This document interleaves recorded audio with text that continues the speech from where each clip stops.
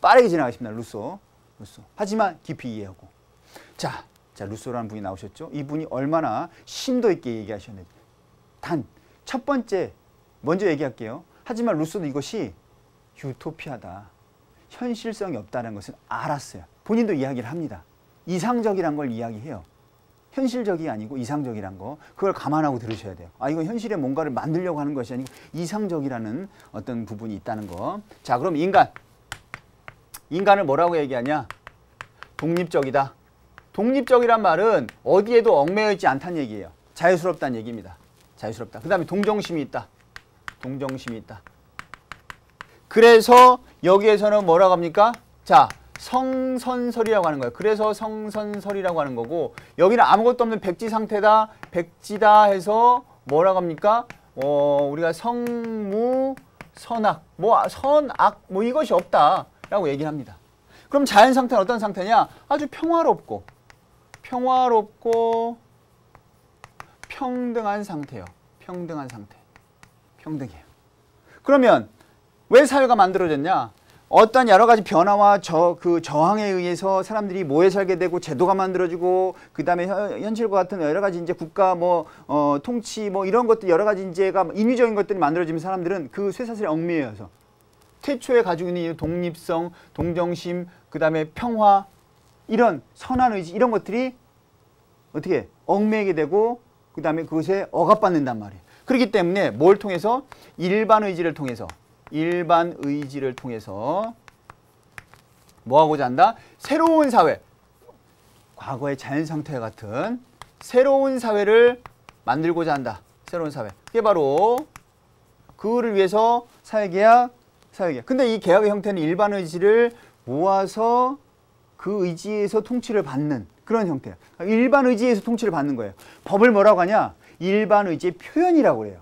그러니까 일반 의지에서 지도를 받는 거야. 근데 그 일반 의지는 누가 가지고 있냐? 그 일반 의지는 어떤 의지냐? 선한 의지예요. 선한 의지. 그 다음에 공동선, 공공선. 그러니까 전체 의지나 개인 의지가 아니야. 내가 짜장면 먹고 싶어. 이런 게 아니야. 선한 의지. 공공선을 추구하려는. 이 태초에 가졌던 의지. 그런 의지를 모은 거예요. 더하지도 덜하지도 않는다라고 표현해요. 그리고 일반 의지에 의해서 통치받은 부당하지 않다고 그래요. 부당하지 않은 통치. 예를 들어 설명할게요. 아주 쉽게 예를 들려고 하는 거야. 우리가 뭘 먹으려고 해요. 감독님 뭘 드시고 싶으세요? 좋아하는 음식이 뭐세요? 그러니까 저 탕수육이요. 그 다음에요? 또 있어요? 자장면이요. 또요? 떡볶이요. 조현출님은요? 저요? 짬뽕이요. 또요? 피자요. 또요? 탕수육이요. 피디님은요? 저요? 스파게티요. 또요? 스테이크요. 또요? 탕수육이요. 저는요? 탕수육이요. 순대요. 그러면 자 보세요.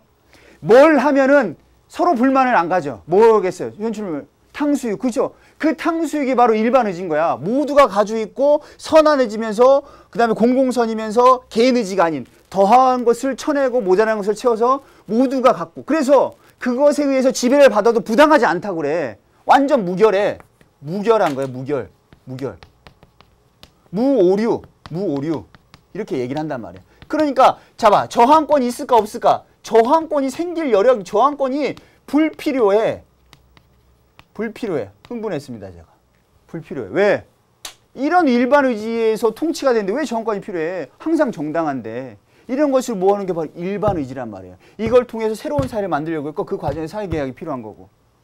그 사회가 이런 추구한 거. 그래서 자 보세요. 모든 사람이 가지고 있는 거예요. 합이 아니란 말이에요. 모든 사람이 가지고 있는 일반 의지를 끄집어서 그 의지를 통해서 통치한단 말이에요. 그러니까 모든 사람에서 통치하고 그 통치에서 모든 사람이 복종받는 거죠. 그러니까 내가 통치하고 내가 복종을 받는 거야. 자, 직접 민주주의. 그 다음에 동일성의 원리 또 나오죠. 동일성의 원리. 자, 이것을 추구하게 됩니다. 자, 우리가 이런 부분에 대해서 루소가 가지고 있는 특징이란 말이에요. 특징. 사회계약설. 그 다음에 당연히 주권론은 뭐겠어요? 주권론은 당연히 당연히 누가 갖고 있어?